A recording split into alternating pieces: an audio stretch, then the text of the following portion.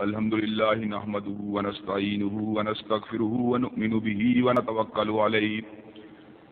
ونعوذ بالله من شرور أنفسنا ومن سيئات أعمالنا من يهده الله فلا مضل له ومن يضلل فلا هادي له وأشهد أن لا إله إلا الله وأشهد أن محمدا عبده ورسوله أما بعد فإن خير الحديث كتاب الله وخير الهدي هدي محمد صلى الله عليه وسلم وشر الأمور محدثاتها وكل محدثة بدعة وكل بدعة ضلالة وكل ضلالة في النار أما بعد أعوذ بالله السميع العليم من الشيطان الرجيم ولقد آتينا موسى الكتاب وكفينا من بعده بالرسل وآتينا عيسى ابن مريم البينات وأيدناه بروح القدس۔ ہر قسم کی تعریفات اللہ مالک الملک کے لیے ہیں، جنہوں نے جنات اور انسان کو صرف اور صرف اپنی بندگی اور اپنی عبادت کے لیے بنایا ہے۔ جنات اور انسان کی تخلیق کا واحد مقصد یہی تھا کہ وہ بارگاہ رب العالمین میں آیا کریں،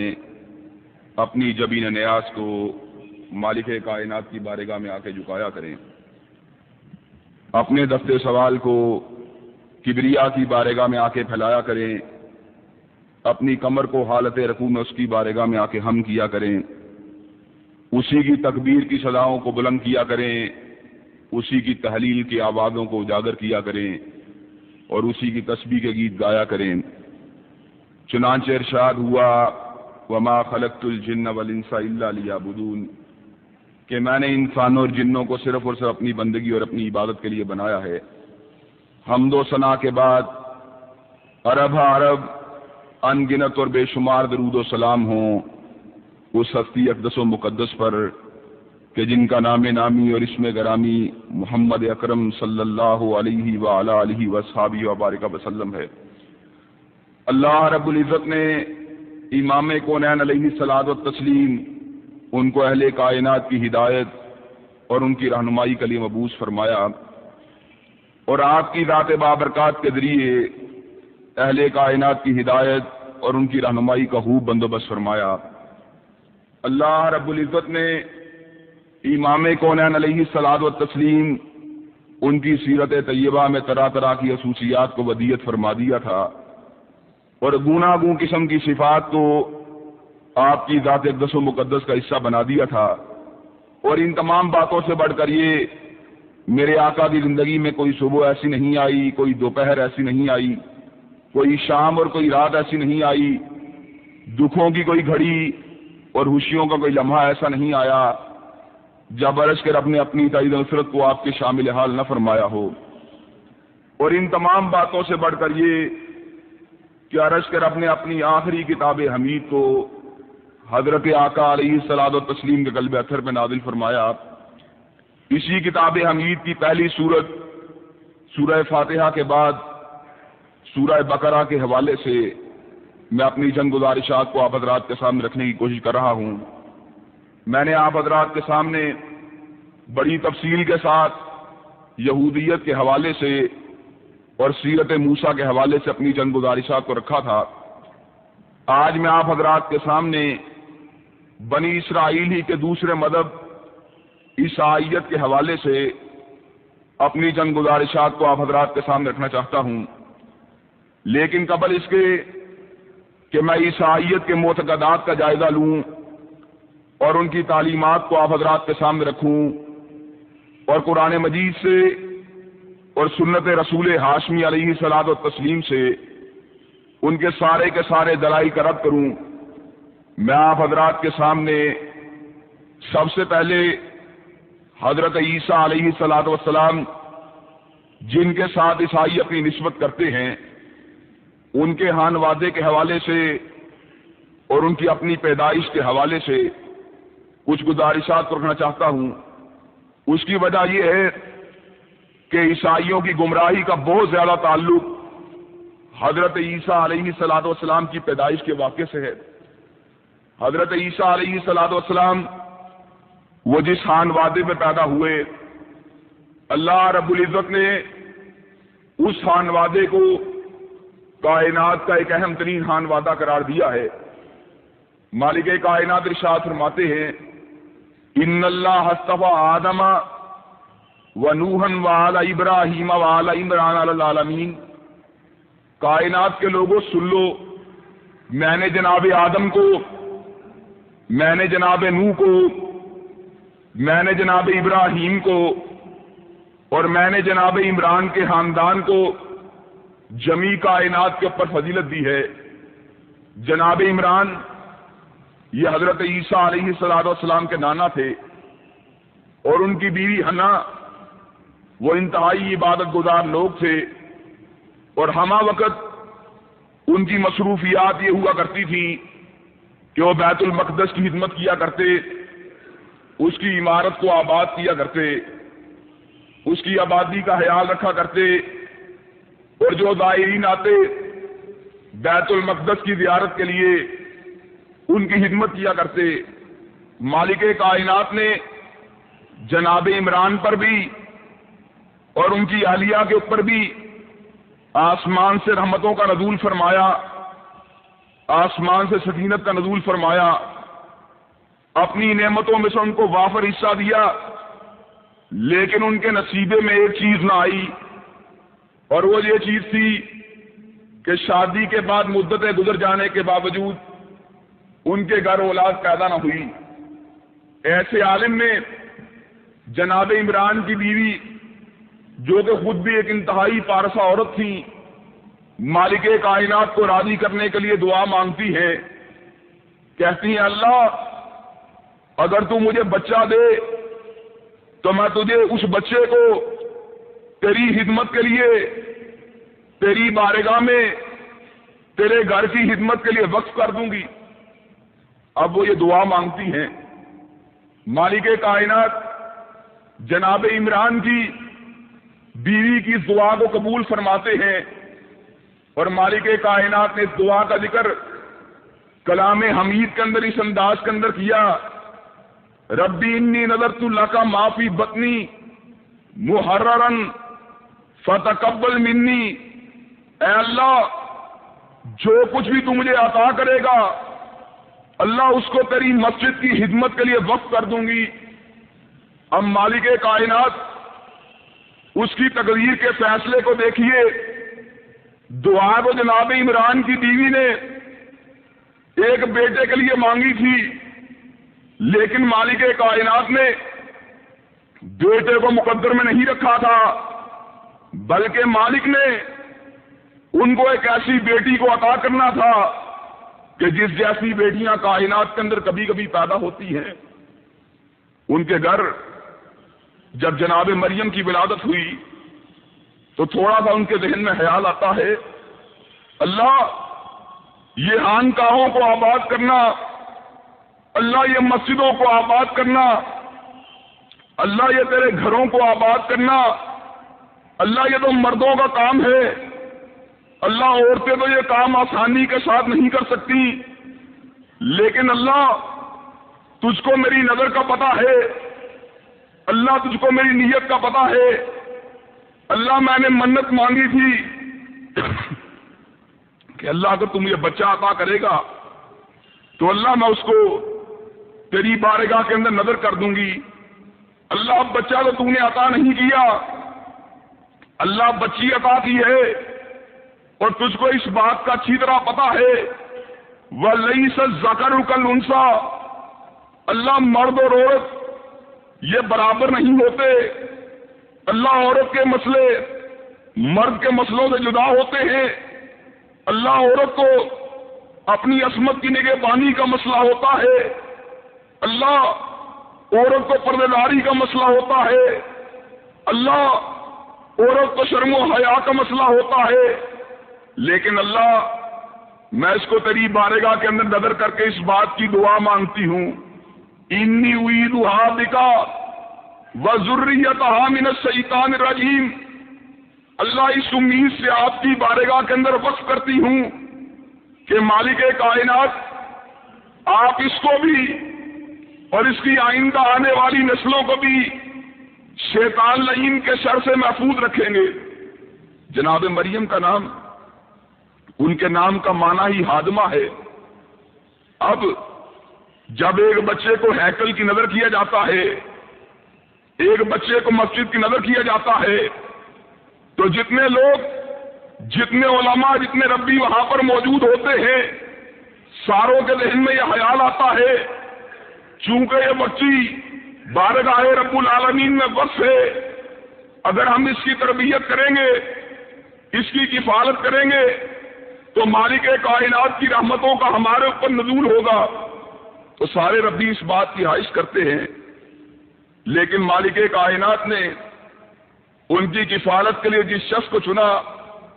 وہ جناب زکریا علیہ السلام کی ذات گرامی تھی۔ زکریا اللہ رب العزت کے نبی بھی تھے، اس کے رسول بھی تھے، اور اپنے دور کے اندر بیت المقدس کے متولی بھی تھے۔ اب ان کی زیر کفالت ایک ایسی بچی پروان چڑھتی ہے جس بچی کی والدہ نے اس کو بارگاہ رب العالمین میں وقف کر دیا ہے، اور جس بچی کی ماں نے دعا مانگی ہے تو یہ مانگی ہے، اللہ مجھے اپنی بچی کے لیے مال کی ضرورت نہیں، اللہ مجھے اپنی بچی کے لیے دولت کی ضرورت نہیں، اللہ اگر میں دعا مانگتی ہوں اپنی بیٹی کے لیے تو اس بات کی دعا مانگتی ہوں، اللہ میری بیٹی کو اور اس کی آنے والی نسل کو شیطان لعین ان کا بال بھی کا نہ کر سکے۔ اور جب ایسے ماحول کے اندر ایسی دعاؤں کے ساتھ ایک بچی کی زندگی کا آغاز ہوا ہو تو آپ خود اندازہ کر سکتے ہیں کہ مالک کائنات کی کتنی رحمتیں اس کے اوپر نازل ہوتی ہوں گی۔ جس کی ماں ولیہ ہو اور جس کا سرپرست وقت کا رسول ہو اور جو خود مسجد کی خدمت کے لیے وقف ہو چکی ہو اور جس نے اپنی زندگی کو دنیا داری سے ہٹا کر دینداری کے لیے وقف کر دیا ہو، تو مالک کائنات جناب مریم کے اوپر اپنی بے شمار رحمتوں کا نزول فرماتے ہیں۔ اور ان رحمتوں میں سے بعض ایسی باتیں حضرت مریم کے ساتھ وقوع پذیر ہوتی ہیں کہ مالک کائنات بے موسم کے پھل جناب مریم کو عطا فرما دیتے ہیں۔ موسم کسی چیز کا نہیں ہوتا، لیکن جناب مریم کو وہ پھل کھانے کے لیے مل جاتے ہیں۔ حضرت زکریا علیہ السلام ایک مرتبہ حضرت مریم کی خلوت قضا کے اندر داخل ہوئے تو کیا دیکھا؟ بے موسم کے پھل موجود ہیں۔ کہا یا مریم انا لکی ھذا، مریم یہ پھل کہاں سے آئے ہیں؟ تو مریم اپنے خالو زکریا کو کیا کہتی ہے؟ قالت هو من عند اللہ ان اللہ یرزق من یشاء بغیر حساب۔ خالو زکریا یہ مالک کائنات کی طرف سے آئے ہیں، اور آپ کو اس بات کا علم ہونا چاہیے جب اللہ عطا فرمانے پہ آ جائیں، جب اللہ رزق دینے کے اوپر آ جائیں، اللہ موسم کو نہیں دیکھتے، اللہ وقت کو نہیں دیکھتے، اللہ جگہ کو نہیں دیکھتے۔ میں نے اپنے آپ کو بارگاہ رب العالمین میں وقف کیا اور مالک کائنات نے میری روزی کا یوں بندوبست کیا مجھے بے موسم کے پھل کھانے کے لیے ملتے ہیں۔ حضرت زکریا علیہ السلام ان کی زندگی بھی اس اعتبار سے محرومی کا شکار تھی کہ خود ان کے گھر بھی اولاد موجود نہ تھی۔ انہوں نے جناب مریم کے پاس جب بے موسم کے پھل دیکھے اور جب ان کا یہ استدلال سنا کہ یہ پھل تو مالک کائنات نے بھیجے ہیں، جناب زکریا کے ذہن میں خیال آتا ہے جو اللہ مریم کو بے موسم کے پھل دے سکتا ہے وہ مجھے بڑھاپے کے اندر اور پیرانہ سالی کے عالم میں اولاد کیوں نہیں دے سکتا؟ بارگاہ رب العالمین میں آ کے دعا مانگی، ربی لا تذرنی فردن وانت خیر الوارثین، اللہ مجھے اکیلا نہ چھوڑنا اور میرے لیے ایک بہترین وارث کو پیدا کرنا۔ اور اللہ وارث بھی کیسا ہو، یارثنی و یارث من آل یعقوب واجعلہ ربی رضیہ، اللہ وارث بھی ایسا ہو جس کے سر کے اوپر تاج امامت و قیادت موجود ہو۔ جب زکریا نے یہ دعا مانگی تو بارگاہ رب العالمین سے ندا آتی ہے، یا زکریا انا نبشرک بغلام اسمہ یحییٰ، اے زکریا تجھ کو بیٹے یحییٰ کی بشارت ہو، اور یہ بیٹا ایسا بیٹا ہے کہ اس نام کا بیٹا ہم نے کائنات کے اندر کبھی اس سے پہلے پیدا ہی نہیں کیا۔ اور ایک دوسرے مقام پر مالک کائنات نے حضرت یحییٰ علیہ السلام کی پیدائش کے حوالے سے فرشتے کی ندا کا ذکر کیا ہے کہ زکریا محراب کے اندر کھڑے تھے، فرشتے نے پکار کر یہ بات کہی، ان اللہ یبشرک بیحییٰ مصدقا بکلمۃ من اللہ وسیدا وحصورا ونبیا من الصالحین، اے زکریا تجھ کو بیٹے یحییٰ کی بشارت ہو، اور یہ بیٹا ایسا بیٹا ہے جو کلمت اللہ کی تصدیق کرے گا، جو اللہ کے معجزات کی تصدیق کرے گا، جو اللہ کی طرف سے آنے والے ایک رسول زمان کی تصدیق کرے گا، یہ بیٹا سردار ہوگا۔ اور اس بیٹے کو مالک کائنات نے اتنا پاک باز بنایا ہوگا کہ یہ عورتوں کی طرف کبھی نگاہ اٹھا کے دیکھنا بھی گوارا نہیں کرے گا۔ تو حضرت زکریا علیہ السلام انہوں نے دعا مانگی، ان کے گھر جناب یحییٰ پیدا ہوئے، اور حضرت یحییٰ علیہ السلام کے بارے میں میں حضرت عیسیٰ علیہ السلام کی پیدائش سے پہلے تھوڑا سا پس منظر آپ حضرات کے سامنے رکھنا چاہتا ہوں۔ حضرت یحییٰ علیہ السلام وہ عیسیٰ علیہ السلام کے منات کی حیثیت رکھتے ہیں، جس طرح حضرت عیسیٰ علیہ السلام نے ایک بات کہی تھی، مبشرم برسول یاتی من بعد اسمہ احمد، اے لوگوں اگرچہ میں توحید کی دعوت دینے آیا، اگرچہ میں شرک کے رستے سے ہٹانے آیا، اگرچہ میں معبودان باطلہ سے ٹکرانے آیا، لیکن ساتھ ہی ساتھ عیسیٰ رب کا رسول یہ بات بھی کہتا ہے میرے بعد وہ رسول آنے والا ہے کہ جس جیسا رسول کائنات کے اندر کبھی نہیں آیا۔ اسی طرح جناب یحییٰ علیہ السلام اللہ رب العزت نے جہاں ان سے کئی اور کام لیے، وہاں پر ان سے حضرت کی بشارت کا کام بھی لیا کہ انہوں نے جناب عیسیٰ علیہ السلام کے آنے سے یہ بات کہی کہ اے لوگوں تم میں مسیح علیہ السلام آنے والے ہیں، تم میں کلمت اللہ کا ظہور ہونے والا ہے، تم میں روح اللہ جو ہے ان کو مبعوث ہونے والے ہیں، اور وہ مالک کائنات کی علامات میں سے اس کے معجزات میں سے ایک ہوں گے۔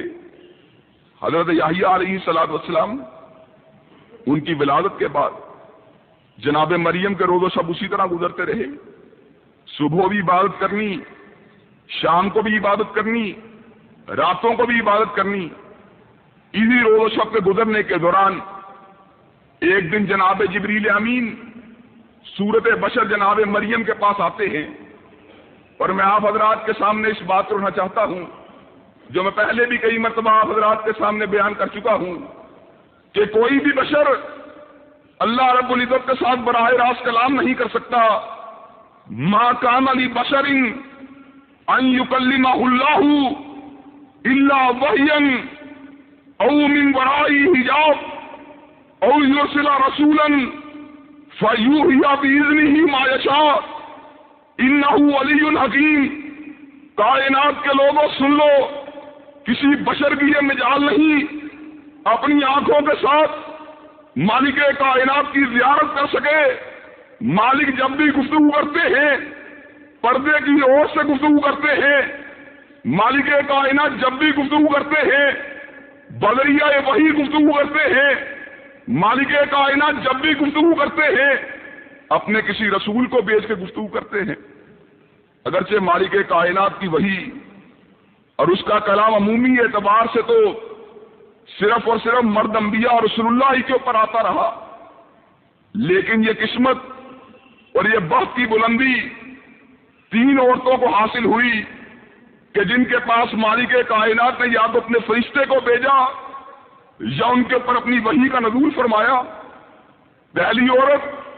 حضرت ابراہیم علیہ السلام کی اہلیہ جناب سارہ ہے۔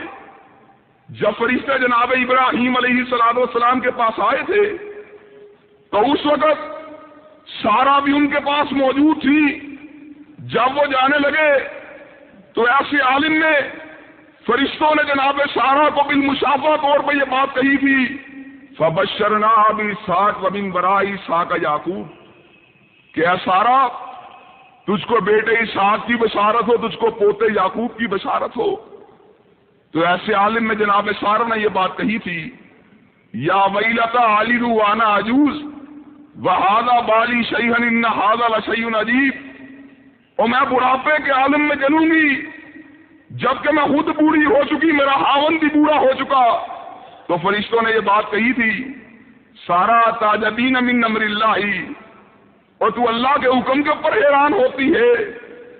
جب مالک کائنات کسی کو دینے کے اوپر آ جاتے ہیں، مالک کائنات اسباب کو نہیں دیکھتے۔ پہلی عورت تو جناب سارہ تھی، اور دوسری عورت جناب موسیٰ علیہ السلام کی والدہ ماجدہ تھی۔ جب ان کے گھر موسیٰ علیہ السلام پیدا ہوئے، وہ ان کو دودھ پلاتے ہوئے گھبرا گئی۔ ان کے ذہن کے اندر یہ خیال آیا کہ اگر فرعون کے ہرکارے میرے بچے کو پکڑنے کے لیے آ گئے تو پھر میں کیا کروں گی؟ تو مالک کائنات نے کیا کہا تھا، اور جب فرعون کے ہرکارے آ جائیں اس کو سمندر کی لہروں کی نظر کر دینا۔ اور یہ بات مالک کائنات نے وحی کے ذریعے کہی، اور ساتھ ہی بات ارشاد فرمائی، ولا تخافی ولا تحزنی انا رادوہ الیک وجاعلوہ من المرسلین۔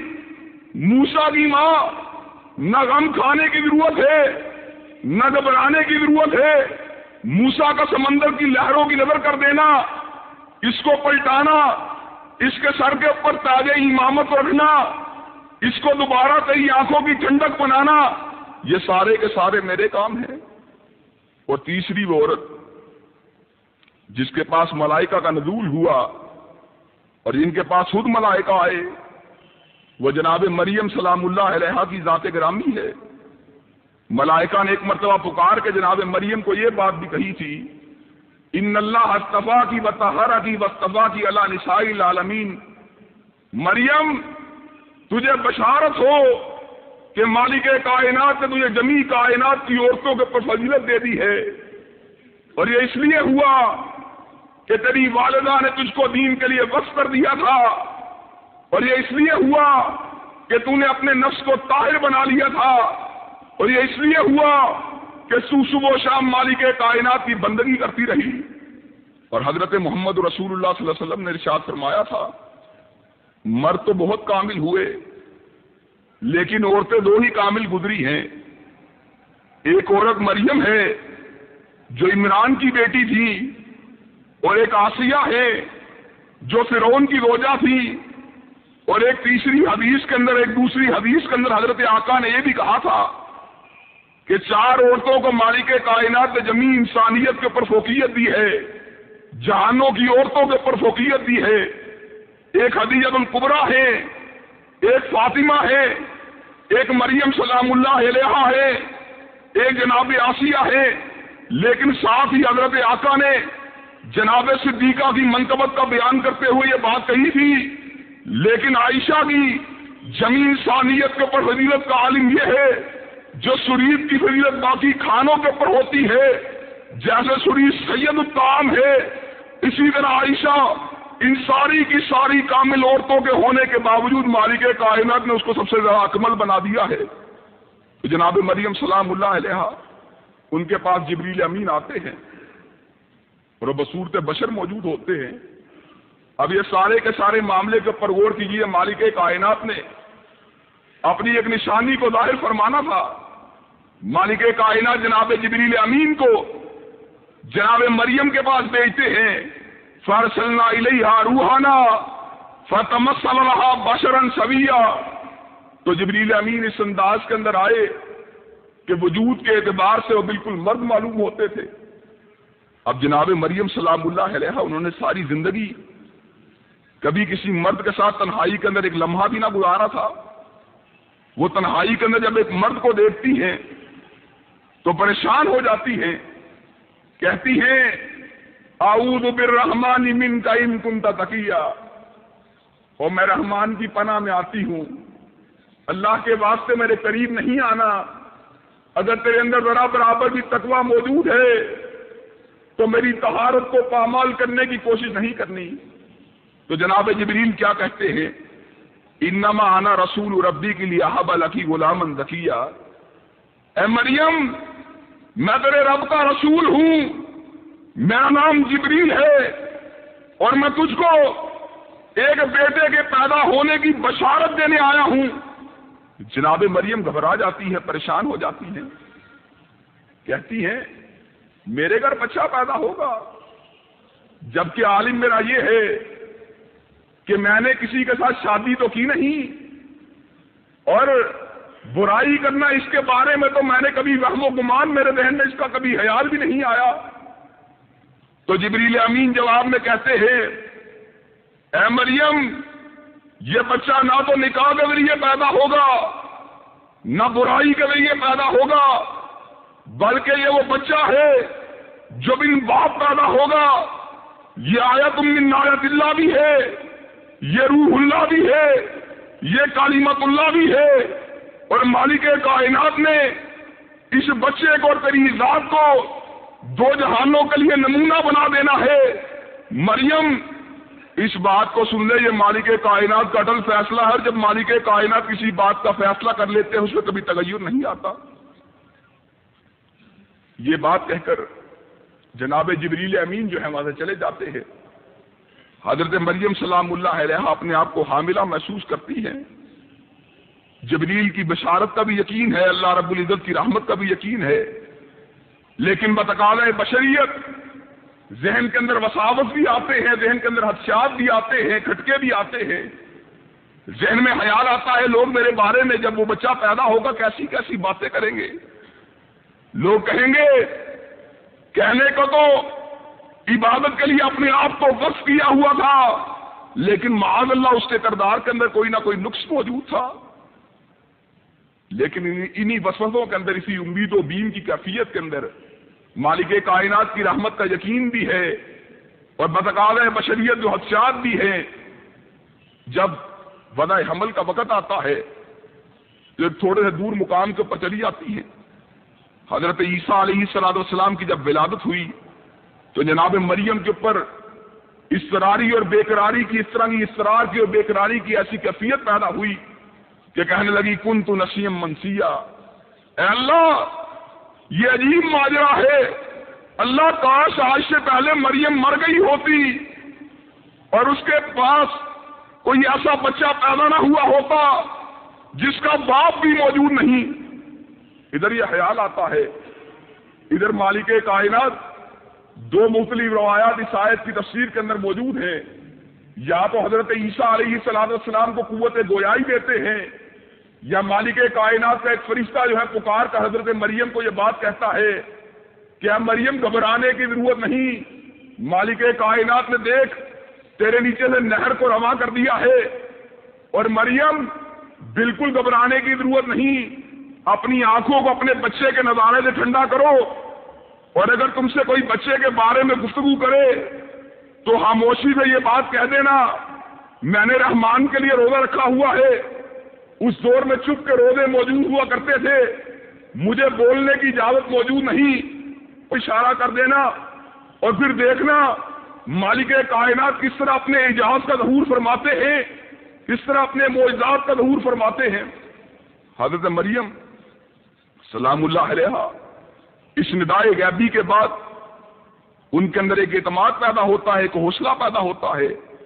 حضرت عیسیٰ علیہ السلام کو اپنی جھولی میں اٹھائے ہوئے اپنی بستی کے لوگوں کے پاس آتی ہے تو ہوتا وہی ہے جس چیز کا حادثہ موجود تھا. بستی کے لوگ کہتے ہیں یا اخت ہارون ما کان ابوک امرأ سوء وما کانت امک بغیہ, اے ہارون کی بہن عمران کی بیٹی ہیکل میں کیا کرتی رہی, مسجد میں کیا کرتی رہی، تنہائیوں میں کیا کرتی رہی، نہ تو تیرا باپ برا آدمی تھا، نہ کبھی تیری ماں نے خیانت کی تھی، تو کیا اٹھائے ہوئے آئی ہے؟ تو حضرت مریم سلام اللہ علیہا فاشارت الیہ، اپنی انگلی کا اشارہ جناب عیسیٰ علیہ الصلوۃ والسلام کی طرف کرتی ہے۔ بستی کے لوگ کہتے ہیں عجیب معاملہ ہے، کیف نکلم من کان فی المہدی صبیا، اللہ وہ ہے کہ جن کو نیند آنا تو بڑی دور کی بات ہے، ان کو اونگ بھی نہیں آتی، اور کہا عیسیٰ وہ ہے جو اونگتے بھی ہیں، جو سوتے بھی ہیں۔ اور سورہ اخلاص کو مالک کائنات نے عقیدہ تثلیث کے رد کے طور پہ نازل فرما دیا، کہا قل هو اللہ احد، اور جو اللہ کو دو کہتے ہیں وہ بھی جھوٹ بولتے ہیں، جو اللہ کو تین کہتے ہیں وہ بھی جھوٹ بولتے ہیں، جو اللہ کو تین کا ایک کا تین کہتے ہیں وہ بھی جھوٹ بولتے ہیں۔ اس کی وجہ کیا ہے؟ اس کی وجہ یہ ہے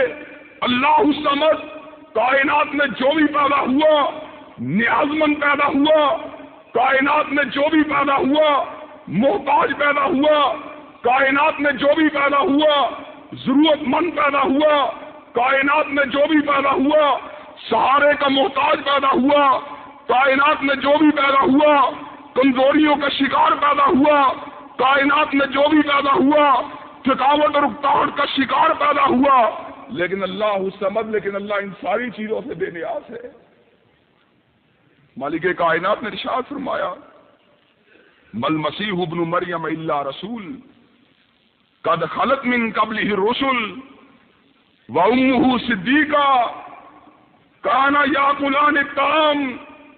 انظر کیف نبین لہم الآیات ثم انظر انا یؤفکون۔ کہا ذرا غور کرنا، عیسیٰ رب کا رسول تھا، اس سے پہلے بھی رسول پیدا ہوئے، اور ان کی ماں مریم صدیقہ تھی، سچی عورت تھی۔ اب مالک کائنات ذرا عقیدہ توحید کی بات کو سمجھا رہے ہیں، ذرا قل هو اللہ احد کے اللہ الصمد کے تناظر کے اندر اس بات کے اوپر غور کیجئے کہ اللہ بے نیاز ہے، لیکن مالک کائنات جناب مریم اور جناب عیسیٰ کا ذکر کرتے ہوئے یہ بات کہتے ہیں کانا یاکلان الطعام، اور مجھ کو بتلاؤ جو عیسیٰ کو رب کا بیٹا مانتے ہیں یا عیسیٰ کو رب مانتے ہیں ان کو پکڑو، ان سے پوچھو کیا عیسیٰ اور مریم کھانا نہیں کھایا کرتے تھے؟ اور دنیا کا کوئی عیسائی ایسا نہیں، دنیا کا کوئی پادری ایسا نہیں جو اس حقیقت سے انکار کر سکے کہ جناب عیسیٰ علیہ الصلوۃ والسلام بھی کھانا کھایا کرتے تھے، جناب مریم بھی کھانا کھایا کرتی تھی۔ مالک کائنات کہتے ہیں انظر کیف نبین لہم الآیات ثم انظر انا یؤفکون، اور ذرا ان کی کیفیت کے اوپر غور کرو، میں اپنی نشانیاں کتنی کھول کھول کے بیان کرتا ہوں، پھر بھی یہ بدبخت اور ظالم جھوٹ بولنے سے بات نہیں آتے۔ مالک کائنات اس نقطے کے اندر کیا بات سمجھانا چاہتے ہیں؟ کہا جو خود نیاز مند ہوتا ہے وہ بنیاد نہیں ہو سکتا، جو خود بھوکا ہوتا ہے وہ کسی کے رزق کا مالک نہیں ہو سکتا، جو خود بیمار ہوتا ہے وہ شفا دینے والا نہیں ہو سکتا، جو خود پریشان ہوتا ہے وہ غموں کو دور کرنے والا نہیں ہو سکتا، جو خود سوتا ہے وہ جمیع کائنات کے احوال کے اوپر باخبر نہیں ہو سکتا۔ اللہ رب العزت نے اسی وجہ سے مختلف انبیاء علیہم السلام ان کے حوال کو بیان کیا، ان کی احتیاج کو بیان کیا، ان کی مشکلات کو بیان کیا، ان کی ضروریات کو بیان کیا، اور ساری کی ساری ضروریات کو بیان کرنے کے بعد بالعکس بالکل اپوزٹ انداز کے اندر، بالکل الٹ انداز کے اندر، بالکل اس سے مختلف انداز کے اندر مالک کائنات کی صفات کو بیان کیا۔ حضرت ایوب علیہ الصلوۃ والسلام اللہ کے رسول تھے، اللہ رب العزت نے ان کو بیمار ظاہر کیا اور یہ بات کہی جب ایوب جیسا رسول بیمار ہو سکتا ہے تو کائنات کا ہر ولی بیمار ہو سکتا ہے،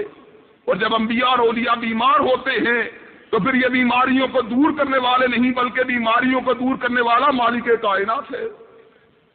کہا یونس علیہ الصلوۃ والسلام کو غم میں گرفتار شو کیا اور یہ بات بتلائی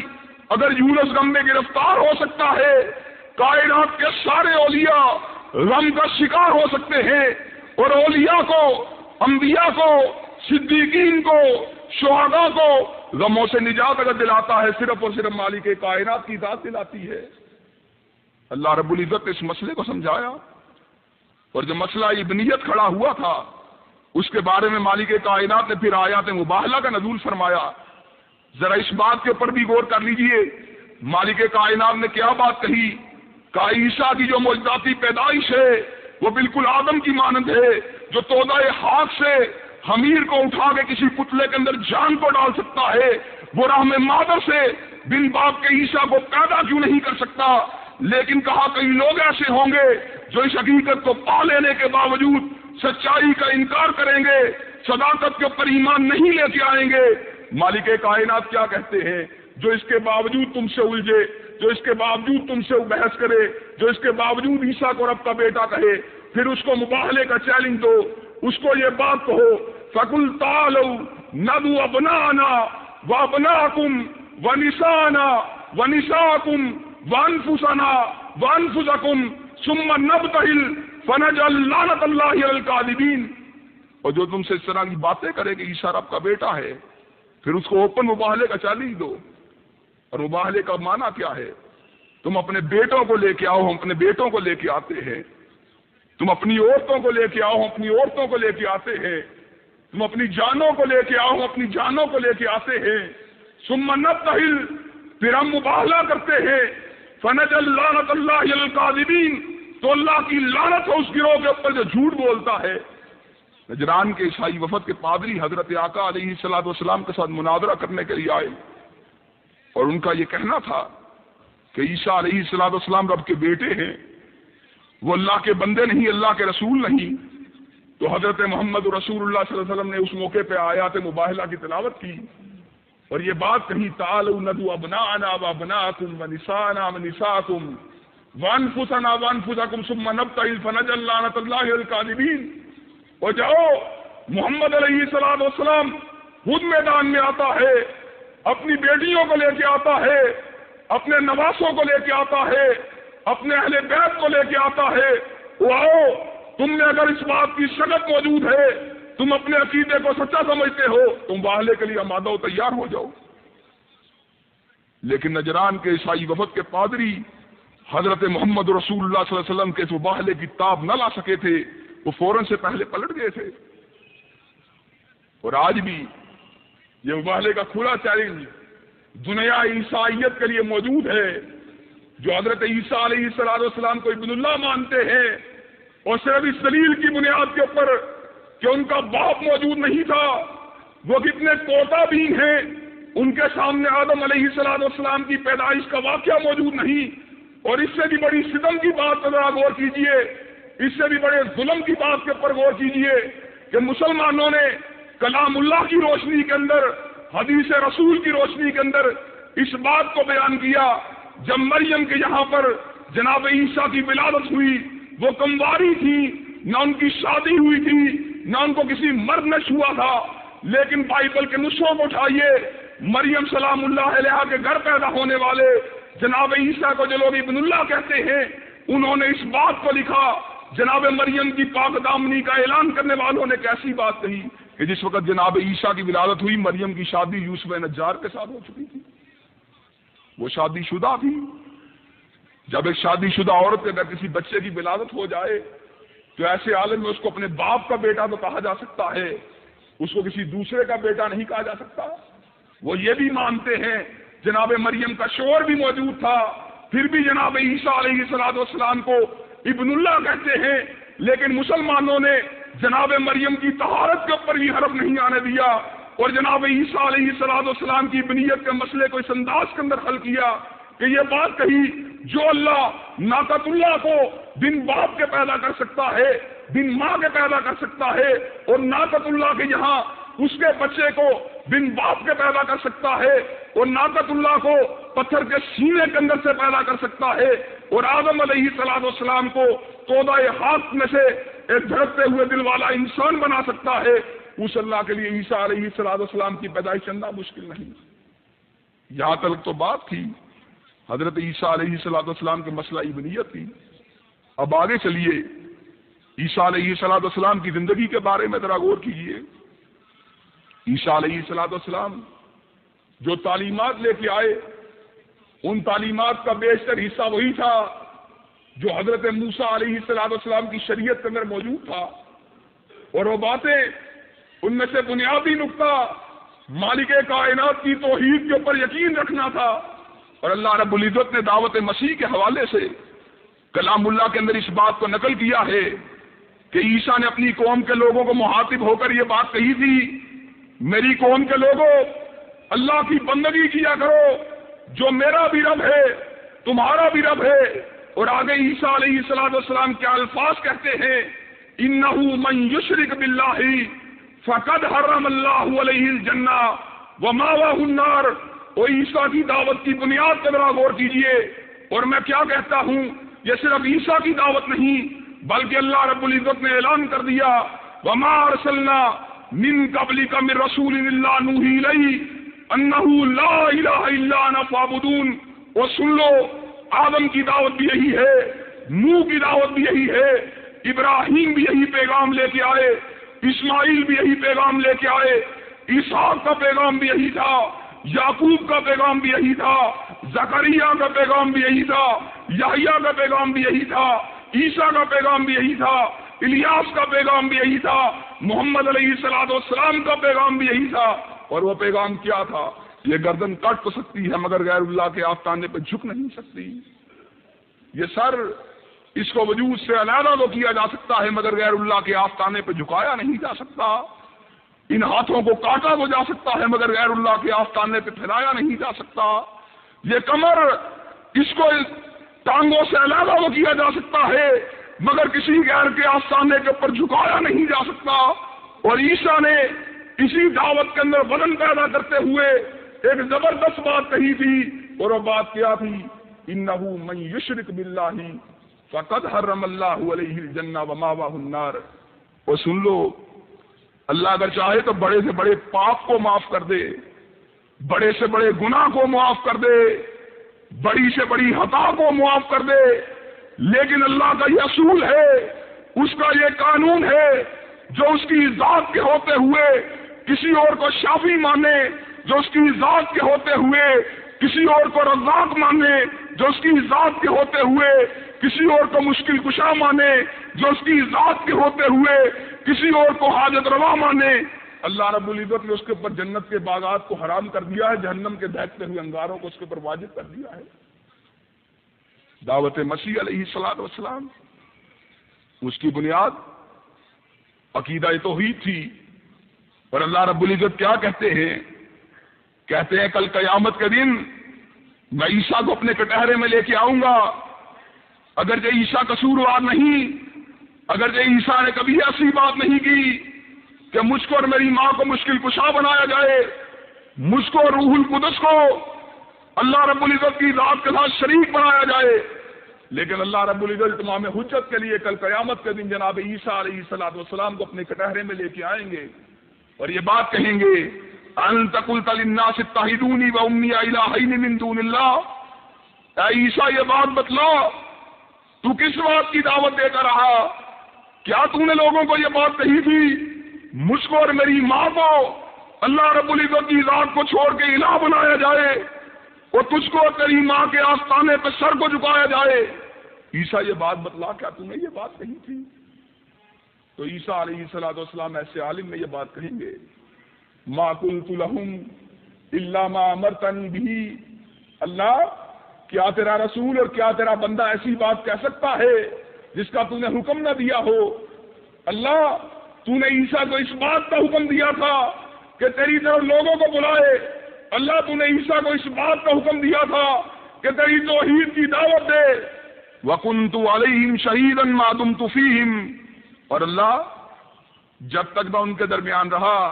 اللہ میں نے ان کو اس طرح کا کام کرنے کی اجازت نہیں دی. فَلَمَّا تَوَفَّيْتَنِي كُنْتَ أَنْتَ الرَّقِيبَ عَلَيْهِمْ. اور اللہ، جب میں دنیا کے اندر موجود نہ رہا تو پھر اس بات کا علم مجھ کو تو نہیں، اس بات کا علم تو تجھ کو ہے. أَنْتَ تَعْلَمُ مَا فِي نَفْسِي اللہ تو عیسیٰ کے دلوں کی دھڑکنوں کو جاننے والا، اور اللہ عیسیٰ کو تو تیرے ارادے کا، تیرے علم کا ذرا برابر بھی پتہ نہیں۔ تو ایسے عالم میں مالک کائنات حضرت عیسیٰ علیہ السلام کو جو کٹہرے میں کھڑا کریں گے، اس کی وجہ وہ نام نہاد عیسائی ہیں جنہوں نے اپنی نسبت تو جناب عیسیٰ علیہ السلام کی طرف کی، لیکن پیغام عیسیٰ کو پوری طرح مسخ کر دیا۔ جناب عیسیٰ علیہ السلام ان کی دعوت کو پوری طرح کچل دیا۔ حضرت عیسیٰ علیہ السلام جو پہلا نقطہ دعوت کا لے کے آئے وہ توحید کی دعوت تھی، اور توحید کی دعوت کے اوپر تو حضرت محمد رسول اللہ صلی اللہ علیہ وسلم نے بھی، اللہ نے کلام حمید میں ان کو کہا ہے آپ بھی اعلان کر دیجئے ما کنت بدعا من الرسل، کہ میں نے رسولوں میں ان کی دعوت کا کسی نئی بدعت کا آغاز نہیں کیا، اور میری دعوت آدم و نوح، ابراہیم و موسیٰ، عیسیٰ، ان سے علیحدہ دعوت نہیں، اور میں بھی وہی بات کہنے کے لیے آیا ہوں جو مجھ سے پیشتر انبیاء کہتے رہے۔ تو عیسیٰ علیہ السلام کی دعوت کا پہلا نقطہ وہ توحید رب العالمین کو سمجھانا تھا۔ باقی باتیں جو توریت کے اندر موجود تھیں، جو اس دور کے رسم و رواج تھے، حضرت عیسیٰ علیہ السلام نے منوان انہی باتوں کو آگے بڑھایا، اور انجیل کے اندر کچھ باتیں البتہ حرام و حلال کے بعد مسائل کے اندر تبدیلیاں ہوئیں۔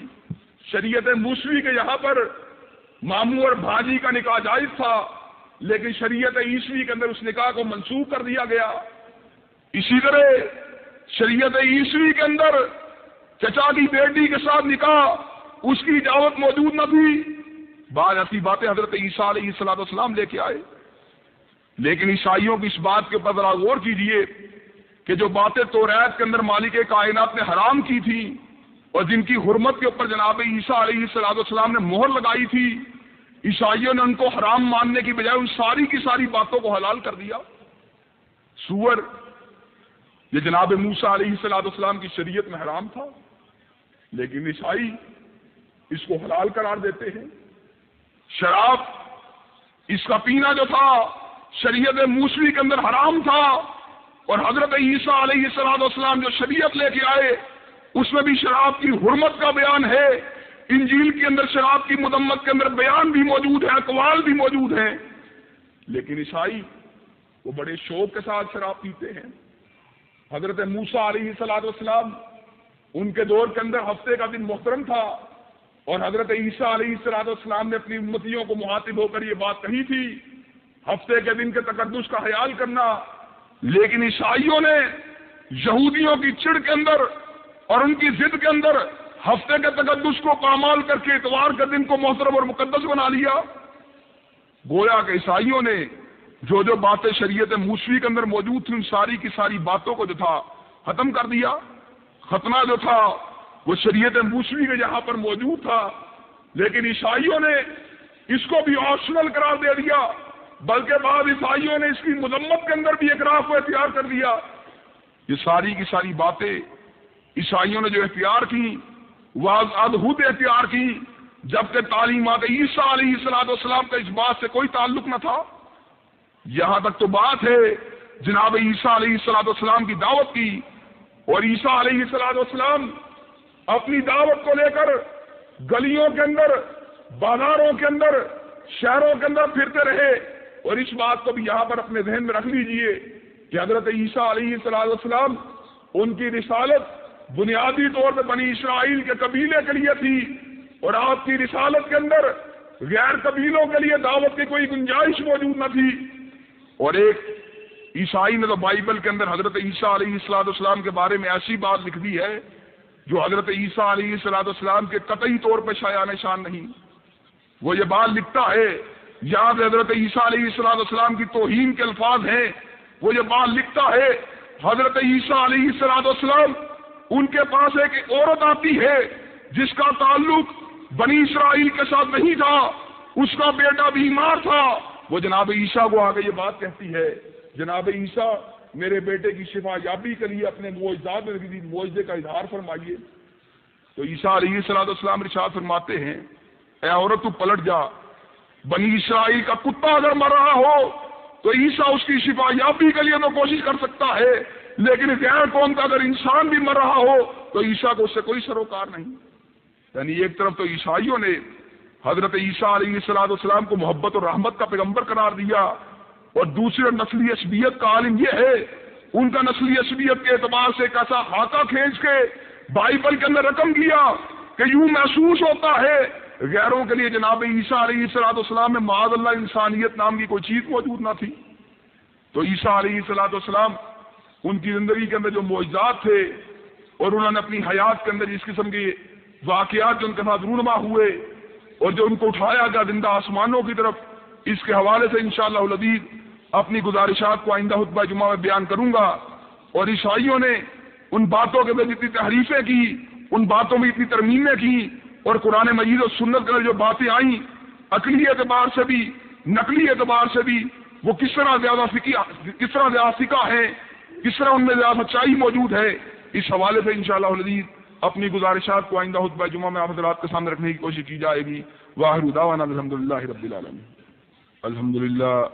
الحمدللہ نحمدہ ونستعینہ ونستغفرہ ونؤمن بہ ونتوکل علیہ ونعوذ باللہ من شرور انفسنا ومن سیئات اعمالنا من یهده اللہ فلا مضل له ومن یضلل فلا هادی له واشهد ان لا الہ الا اللہ واشهد ان محمدا عبدہ ورسولہ اما بعد فإن خير الحديث كتاب الله وخير الهدي هدي محمد صلى الله عليه وسلم وشر الأمور محدثاتها وكل محدثة بدعة وكل بدعة ضلالة وكل ضلالة في النار۔ حضرات گرامی قدر، بنی اسرائیل کے اندر حضرت موسیٰ علیہ السلام کے بعد جس شخصیت نے ایک نئے مذہب کی بنیاد رکھی وہ حضرت عیسیٰ علیہ السلام کی ذات گرامی ہے۔ حضرت عیسیٰ علیہ السلام، حضرت موسیٰ، حضرت ابراہیم علیہ السلام، ان سارے کے سارے انبیاء کا دین صرف اور صرف اسلام تھا۔ انہوں نے کبھی بھی اپنی ذاتوں کی طرف، کبھی بھی اپنی شخصیات کی طرف دعوت نہیں دی، لیکن عیسائیوں نے، ان کے پیروکاروں نے جو ان سے نسبت رکھتے تھے، ان کے دین کے حلیے کو اس طرح بگاڑا کہ جو کتابیں وہ لے کے آئے ان کے تحریفات ہو گئیں، ان کے ترامیم ہو گئیں، اور ان ترامیم کی بنیادی وجہ کیا تھی؟ ان وجوہات کو میں پہلے بھی آپ حضرات کے سامنے رکھ چکا ہوں، لیکن اشارتاً ایک بنیادی وجہ کو آپ حضرات کے سامنے دوبارہ رکھنا چاہتا ہوں۔ اللہ رب العزت ارشاد فرماتے ہیں انا انزلنا التوراۃ فیہا ھدی ونور یحکم بہا النبیون الذین اسلموا للذین ھادوا والربانیون والاحبار